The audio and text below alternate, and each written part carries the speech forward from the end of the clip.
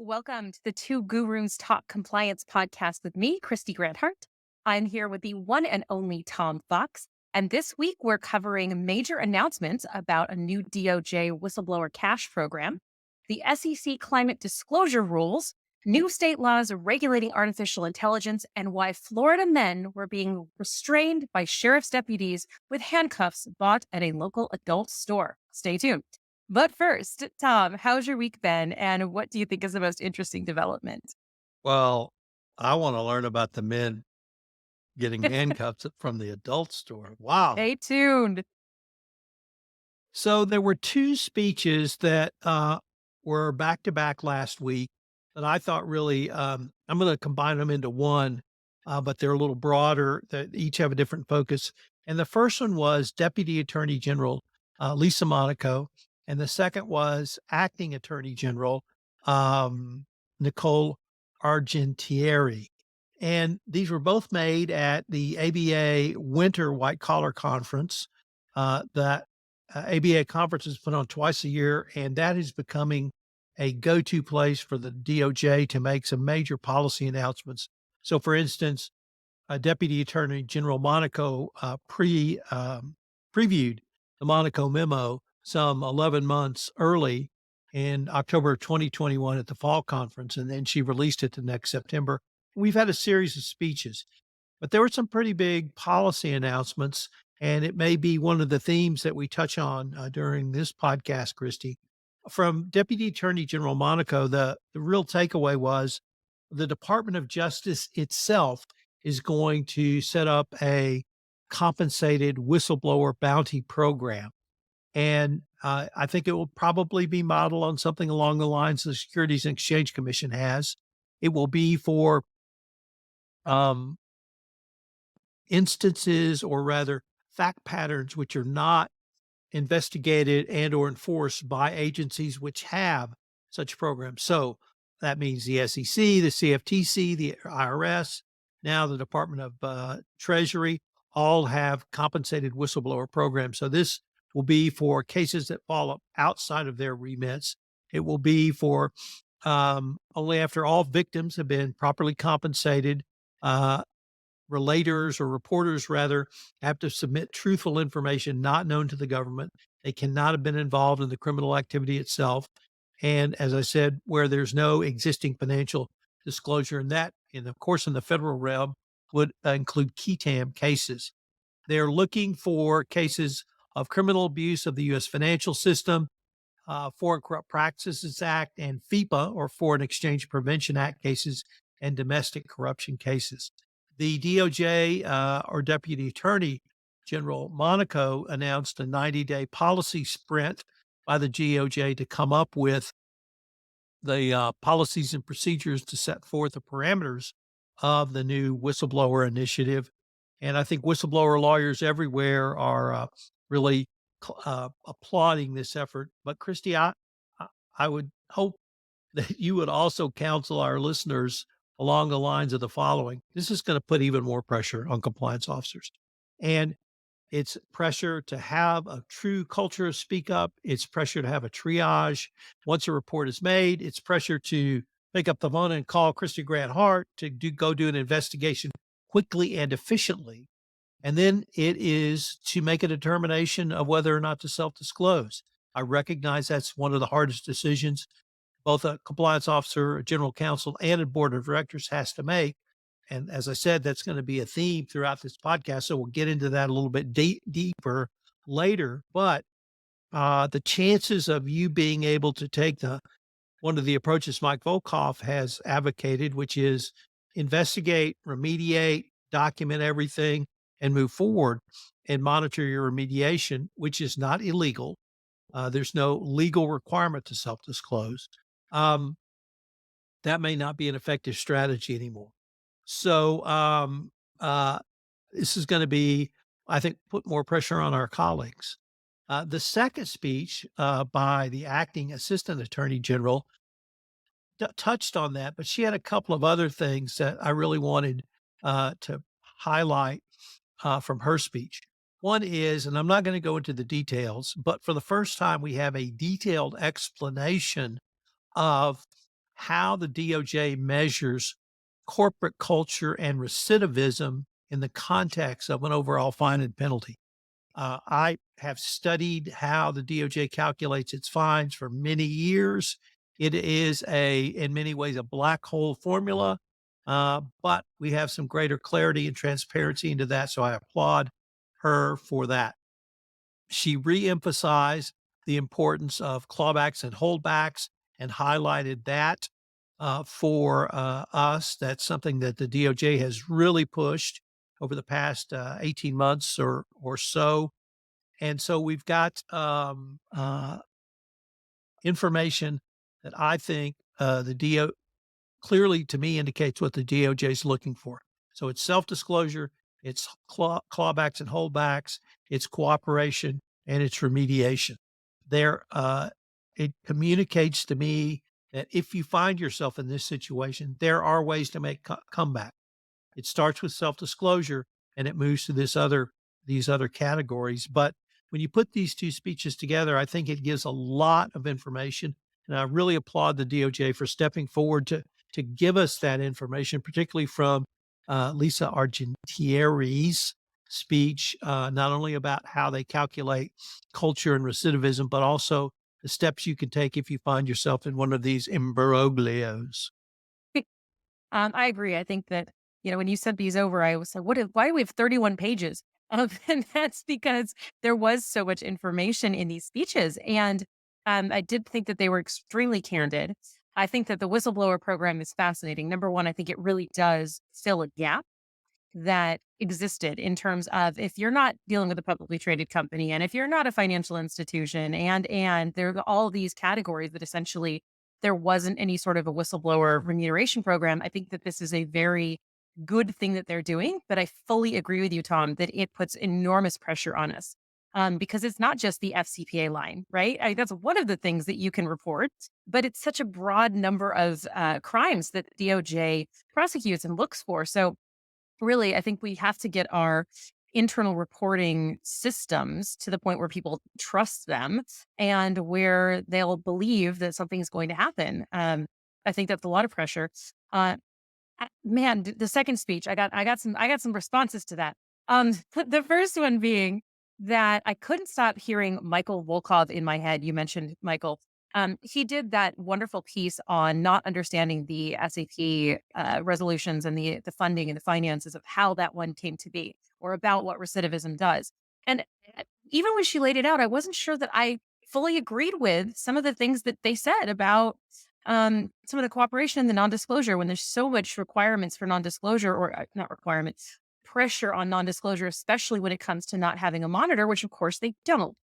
Did you find any of it fishy, squirrely, any other kind of animal like, Tom, with the way that they described it? Uh, no, I found it very useful. And it seemed to me that it was new information to me. It is a subjective approach in many ways. So I would certainly have to acknowledge that. It's not completely transparent. There's still a little opacity here, but at least I have an idea of how they're starting to calculate it in a way that I can explain to people, if not exactly what it will mean in terms of a final penalty. I can say these are the ranges of things they're going to look at and what it may mean in your overall fine and penalty, which was, in my mind, much more than we had for this speech. Okay. Okay. I would really be interested. Michael Volkov, if you're listening, be very excited for you to write a response piece to this and get your opinion on that. But the other thing that was really apparent to me, Tom, is I didn't see the word corporate monitor really anywhere. It was not even a discussion piece, right? Lots of voluntary self-disclosure, nothing about corporate monitors or monitorships. I think the SEC recently said, heck yeah, we're going to do that, even though they don't. And the DOJ said zero in 12 pages of speech. What do you think about that? Is that just showing their cards? They're not interested. Well, sometimes you can speak very, very loudly by saying nothing. And I think you hit it right on the head. I think that's exactly it. You and I and many others have wondered that precise question over SAP, Albemarle, ABB, Gunvor, and I think that question has been largely answered, and it was answered by not hearing anything in these speeches. And I'm not going to say you're never going to have a monitor because the first time I say that, we'll say, well, we'll show you, Fox. Um, but I think that they are looking to other areas. And I've recently took a kind of a deeper dive into this, Christy, and I realized that ABB gave us the model that I think the DOJ is looking for, and they essentially put together an internal monitorship reporting to the DOJ. And they had enough credibility because this is the case where they almost self-disclosed. They called up and scheduled a meeting to self-disclose. So there was some credibility there. Was a lot of credibility with their superior, extraordinary, double secret probation cooperation that we still can't figure out, Hmm. and their remediation. And they were apparently won the confidence of the Department of Justice that they could do this. And so I think there's a model in place that companies can use. I'm not sure that model was followed all the way through, um, but certainly with Albemarle and SAP, the DOJ went out of their way to credit how they worked with both of those companies throughout the enforcement action. I'm just taking a deep dive this week into Gunvor, so I Mm. don't have an opinion on that one way or the other as yet. But um, I think the questions that we have chatted about on this podcast in terms of a monitor in many ways were answered by nothing in either of those speeches. Yes, exclusion was purposeful. Fair enough. Okay. Well, all of this discussion of it made me wonder about all the self disclosure. So, what I'm going to talk about now is actually um, some statistics that the FCPA professor gave us on voluntary self disclosure, because it feels like nearly all the cases we've been looking at recently rely on self disclosure, certainly the big ones. But when it comes to self disclosure, the FCPA professor looked at it in the last since 2011. So there have been 98 DOJ FCPA enforcement actions since then, and he found that 41%, so less than half, came from self disclosure. And with the SEC, 44%, so nearly the same, came from that voluntary self disclosure, so less than half. Tom, my impression here has been that there were far more cases involving self disclosure. And it's interesting to see the trends in that. So it looks to me, at least last year, the SEC's focus on voluntary self disclosure was working because more than two-thirds of their cases came from self disclosure compared to the previous years, which averaged much closer to 40%. It looks like the DOJ has got a long way to go because in the past 9 years, they have never had more than 43% of their cases coming from self disclosure. All this is from good old prosecutorial work and investigation. So, did any of these observations surprise you, Tom? Were you under the impression that, like me, that there were greater percentages of self disclosure? Actually, I was more comforted by these numbers, Christy, and they were at least with the DOJ, they seem to be trending up more significantly over the past couple of years. But I guess it explained to me one of the reasons this great emphasis on self-disclosure we've seen literally since ABB. And the DOJ is trying to get companies to do this. They're incentivizing companies to do so. They had incentivized them under the original FCPA corporate enforcement policy, which said there would be a presumption of a declination if you self-disclosed and then met three other criteria. But I guess now I understand a little bit more why they're in this push and how the DOJ is trying to incentivize companies to do so. So I guess it was a little bit more of an explanation than a surprise, but I was heartened to see more disclosures of the past two plus years for the Department of Justice. Yeah, it's good stuff.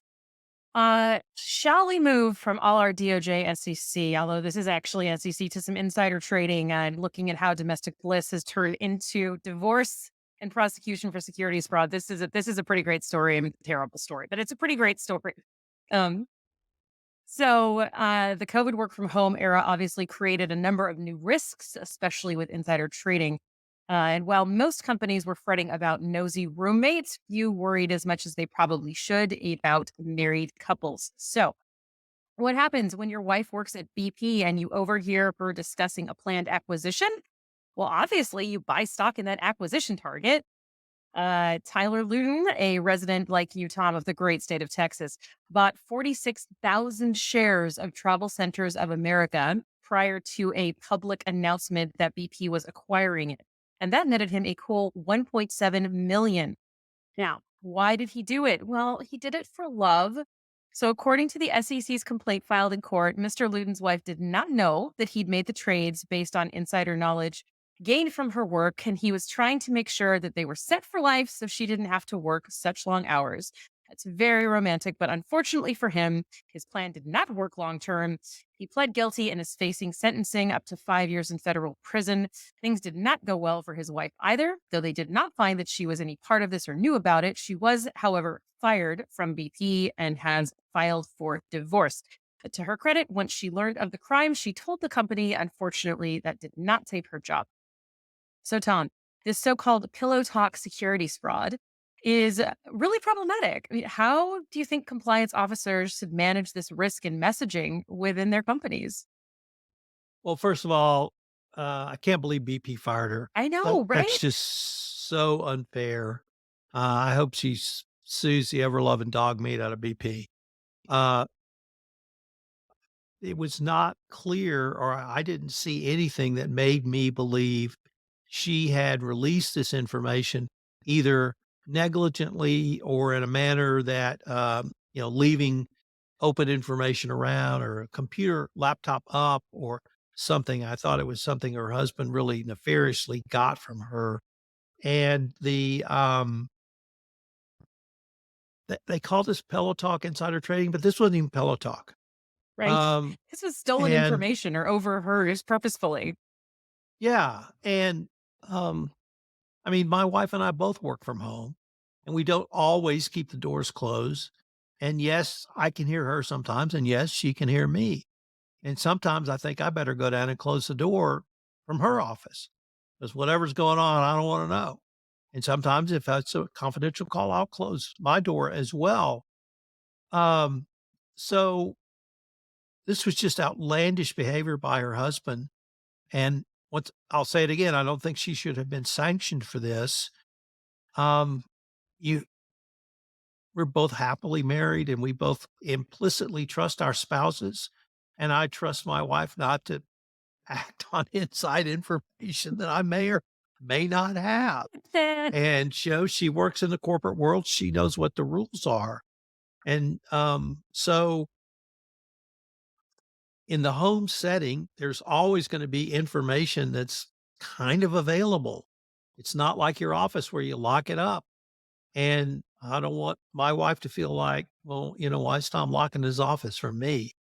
That's just a level of trust I want in my marriage. And I think most people want that in their marriage. And I think it's ridiculous to require that going forward within the context of the marriage. Um, I'm probably more troubled by this case than I should be. But maybe the answer is just more training. I know corporations train on insider trading. I don't know if you've trained corporations on that, but I've sat through that training in the corporate world. And I don't know, maybe you did when you were in the corporate world too. But that was a different time. I mean, 10 years ago or 15 years ago, we didn't have the methods of communication we have now. So I hope they don't make us lock the doors and, lock our filing cabinets from our spouses because I don't want that kind of relationship. And I trust my wife to do the right thing. So, once again, this was not pillow talk. This was not her speaking out of turn. This is just theft of information. So that's kind of where I shake out. Yeah, no, absolutely. I have, in fact, done a lot of insider trading training, and it's always fascinating because the number of people who, when you explain tipping, go, wait, what? It is very, very high with the normals who aren't lawyers. It's very high to say, wait, what? where you explain what happened with Martha Stewart, and there, it's really interesting. I like insider trading; it's fascinating. But yeah, I agree with you. I think that she's essentially a whistleblower on herself and should have been protected that way. So, all right, other very controversial decisions. Tom, what happened in what else happened in Alabama this couple of weeks?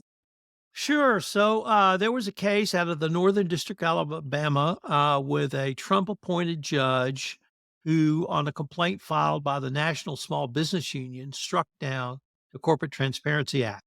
He said that the Corporate Transparency Act was not rationally linked to congressional jurisdiction to adopt laws necessary and proper for foreign relations. He said the CTA was not rationally linked to congressional jurisdiction to regulate interstate commerce, and that it was unconstitutional infringement of individual privacy rights. I think he's dead wrong on all three. Congress clearly has the right to enforce U.S. treaty obligations, and there was a U.S. treaty obligation that this was based on. I think Congress has the power under the Commerce Clause and has since the 1930s under the change in the view of the Commerce Clause that allowed the constitutional upholding of Franklin Roosevelt's New Deal. I think this is just part of the MAGMA agenda to take us back to the 1790s or wherever they want to take us to in terms of law. Um, he did not issue a nationwide ban on the CTA. So unless you are the named plaintiff, it doesn't apply to you. So if you are anywhere other than the Northern District of Alabama and anyone other than the named plaintiff, you still have CTA obligations, which means you have to complete for existing corporations by the end of the year.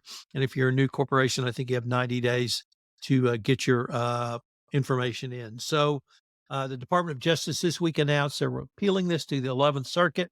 But this is exactly the kind of thing that the current iteration of this Supreme Court would take up to just gut the regulatory government of the United States. So I don't know what's going to happen. I have some friends who really play strongly in this area who believe that the 11th Circuit will overturn this. Maybe, maybe not. They're not as bad as the Fifth Circuit. But if it goes to the U.S. Supreme Court with this constituted Supreme Court, there is no telling because they don't base any of their decisions on precedent, stare decisis, or anything else that we've used the last 230 plus years, 240 plus years of constitutional litigation. So, but a pretty significant ruling is something that everyone needs to be cognizant of, whether you're an in-house counsel, whether you're a business entrepreneur, or whether you're a compliance officer. Yeah, it's actually on my list to file for Spark compliance that we need to put in our beneficial ownership information.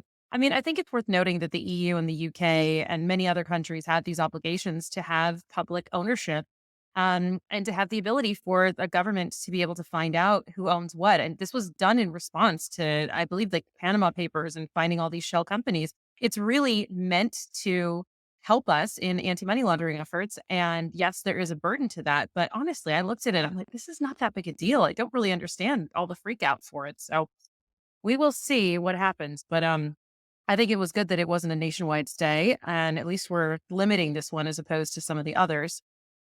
Which brings me to the SEC finally adopting its climate disclosure rules. So 886 pages, Tom. Definitely not going to talk about all of them. This is definitely going to end up in court. And this story that I'm referencing comes from our good friend Matt Kelly at Radical Compliance, who did a very nice job of distilling this gigantic document down. So as you know, we've been expecting this final SEC climate disclosure rule for several years.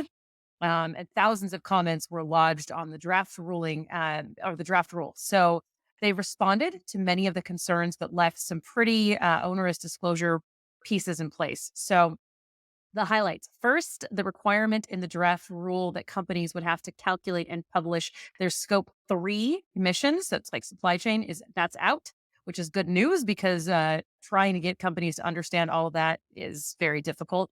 But there is lots left. So companies will still have major obligations to manage climate risk and publicize how they're doing so. Publish that.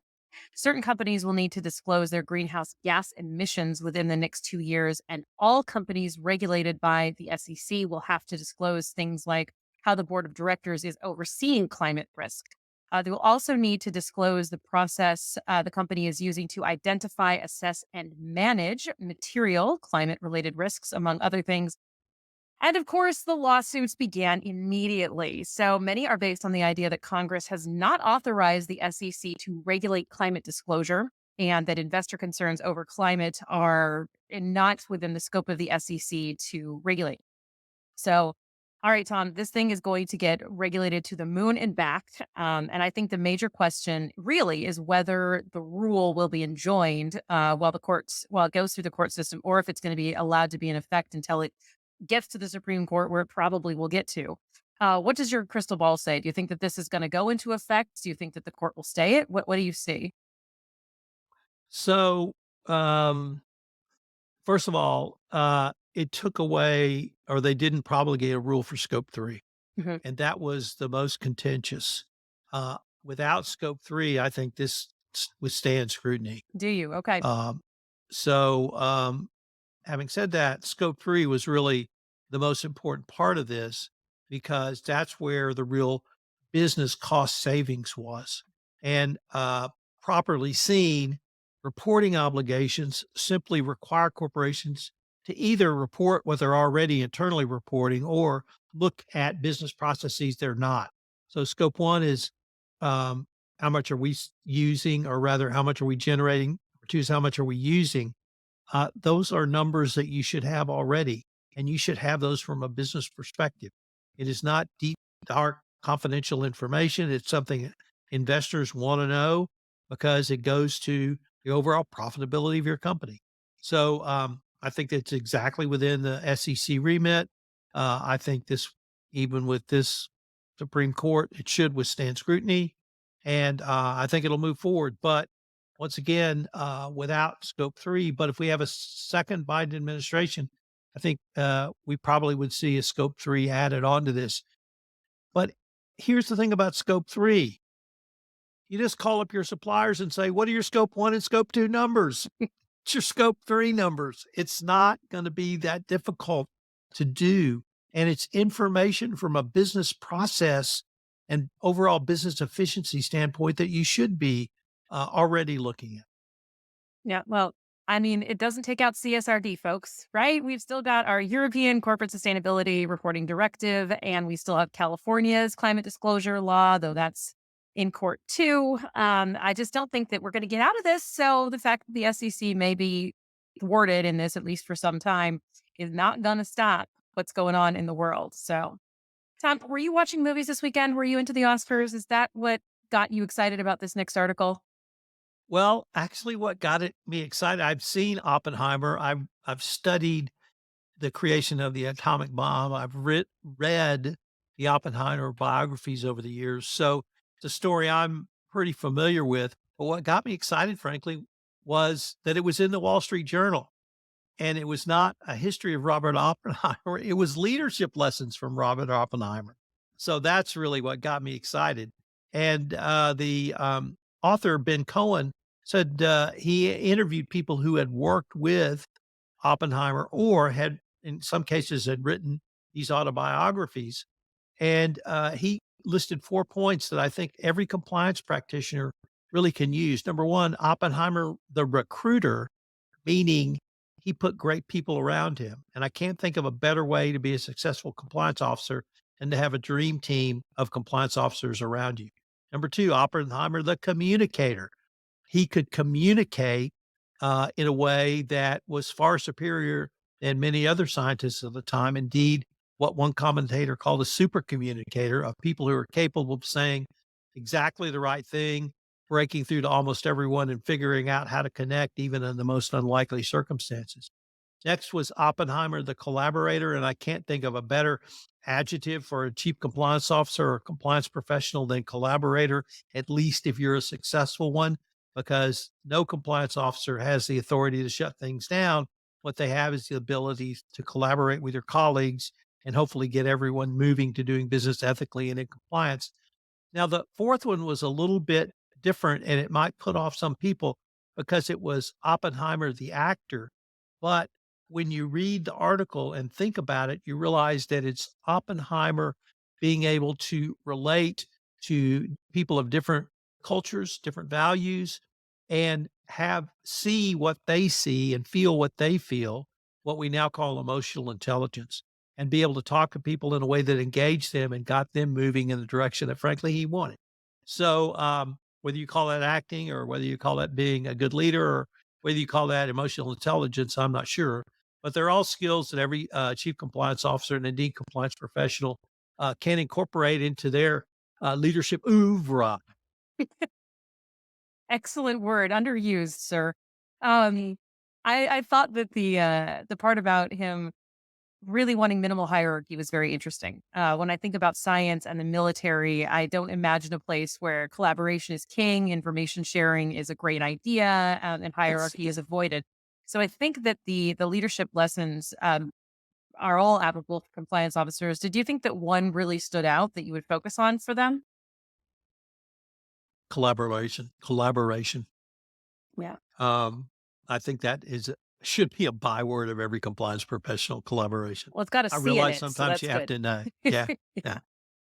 Look, I have to introduce the next one because I was thrilled that you brought this up. I can't think of a better person to talk about this because she has a worldwide compliance practice and is up at all hours. So, is it okay to have 8 a.m. meeting? Oh my goodness. Well, that's what the Wall Street Journal was asking, Tom. So, well, the Wall Street Journal again with some good stuff here, asking, is it ever okay to have an 8 a.m. meeting? So, of course, Tom, as an aside, as you know, I work to Europe and the UK most days. Our company is still headquartered in London, despite the fact that I'm in LA. So, 8 a.m. meetings, 7 a.m. meetings, 6 a.m. meetings, that is very frequent for me, but I digress. So this article dives into the contentious issue of 8 a.m. meetings, pitting those who believe in getting together early for group starts against those who find those meetings to violate personal boundaries and family obligations, for instance, dropping off children at school. So the article cites research by Calendly, the software that allows others to book themselves on someone's calendar, and found that 43% of meetings happen between 2 p.m. and 6 p.m. And just 3% of those meetings happen between 8 and 9, just basically the opposite of my life. Everything meetings is in the morning, but 2 p.m. LA is 5 p.m., in New York. So the article quotes various people, most of whom are unhappy with being asked to join 8 a.m. meetings. And the debate over whether the 8 a.m. meeting is acceptable went viral on TikTok recently, where one video on the subject ultimately racked up more than 29 million views. That's a lot. So the article points out that Gen Z, or for my British friends, Gen Z, is much less likely to support or accept a world with 8 a.m. meetings. And for them, flexibility and mutual respect are important. They do not feel respected with 8 in the morning meetings. And they don't see 8 a.m. meetings as fitting into that flexibility and mutual respect mold. So I was quite pleased to read a quote from a higher level manager in the article acknowledging that as West Coast livers like I am, 8 a.m. is already 11 a.m. in New York, 4 in the afternoon in London, and we are basically already late by the time that we wake up. So, Tom, what do you think of the 8 a.m. meetings? Are you in or are you out? Well, I have a production team in the Philippines. Hmm. So we meet at 6 every day, and that's 6 a.m. So 8 a.m., the old joke of what does Monday mean? What's Friday mean to a trial lawyer? 2 more working days until Monday. Uh, Misery. what's Yes. 8 a.m. mean? Well, it means I've been up since 4:30 or 5, worked for an hour, then had my production meeting, and then got to work for another hour, hour and a half till my 8 o'clock meetings start. Because a lot of people on the East Coast want to have a 9 o'clock meeting. And so that means 8 o'clock. I think if you're going to have a worldwide practice or even a US domestic practice and you're going to have the flexibility to work from home, I think that's a concession that you have to make or you should make because we've all worked on multiple time frames. I mean, you're as fine an example of that as anyone I know, but lots of our friends, we've talked about Mike Bokoff. He's in the same boat. If you're in a big firm or a big law firm, you're in the same boat. You're talking to Europe, you're talking to the Far East, you're talking to Dubai, you're talking to Latin America. And I think that's just a fact of the, it's not a fact of life, but I find it a fact of the life that we can have because of the flexibility to work remotely now. Yeah, it's really interesting. I think there's the generational divide element of it. How work will change over time as boomers retire more, the Gen Xers start to be in the retirement world or getting out, and the Gen Zs come in. We'll see what happens. But I found it really really interesting and a good debate and discussion to have. So, Christy, we have talked on this podcast about the lack of a national data privacy law because this Congress can't seem to do anything. Although the House did vote to ban TikTok today, Oh my God, so we have to I know. shout out for that. But I wanted to maybe take that know nothing Congress thought around the regulation of AI because I can't imagine Congress doing anything in that area either. But as with data privacy and data protection, we're seeing lots of 50 laboratories across America uh, creating new laws. And so I think we'll see state governments move to regulate AI. And this article comes to us from New York University's program on corporate compliance and enforcement, their blog, Compliance and Enforcement.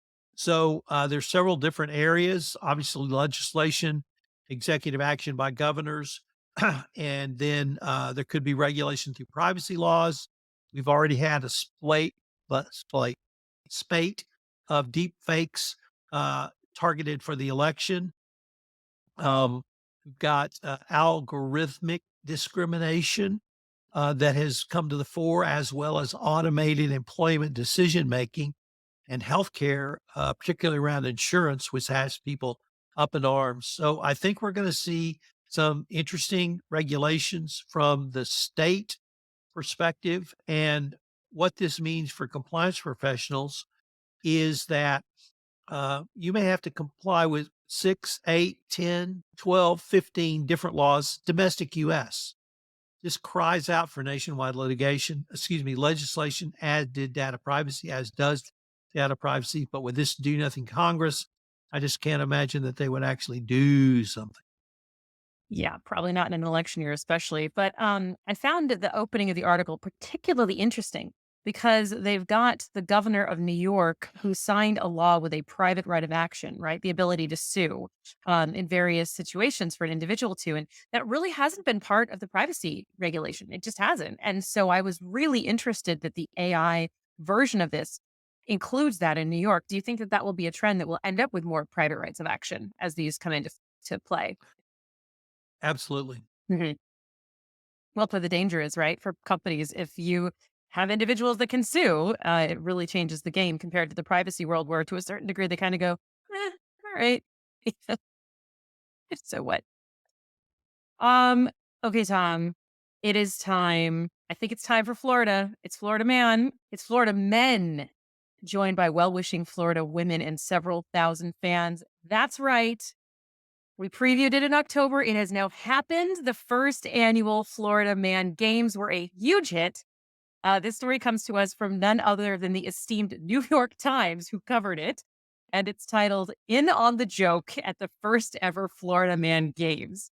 Now, the New York Times took great pains to talk about Florida Man and the history of it. And, are we making fun of people with issues, blah, blah, blah. But they finally got to the fun parts. So, the games were meant to riff on all of the Florida man and woman zaniness and crazy stories that come out of the state literally every day. Competitions included a mullet contest, a mud duel with pool needles, and my personal favorite, an evading arrest obstacle course. This was complete with real sheriff's deputies pursuing the contestants. That's awesome. That one ended in an interesting way. So, contestants who were caught by sheriff's deputies were placed in handcuffs, but of course, they weren't under actual arrest. So, the handcuffs had been purchased from a local adult entertainment store in order to be used in the obstacle course. And one of the obstacles in the evading arrest course was jumping through an open window facade of Mendy's famous possum and sweet tater pies. Other fun included the Florida sumo competition, where contestants wrestled while holding pitchers of beer, as well as a bicycle stealing contest. Two former American gladiators judged the competition, handing out points to teams including the Cooter Commandos, named in homage to a local turtle breed that's in their rivers. So next time, Tom, I am feeling a two gurus Florida field trip. Are you in? I am in. I want to contact them about sponsorship next year. Two gurus talk compliance is a very funny sponsor for Florida Man Games, but we are so in I think it would be completely aligned with our as I madness. channel my inner Florida man. Thank you for joining us on Two Gurus Talk Compliance. I'm Kristy Grant-Hart. And I'm Tom Fox. We hope you join us again next time.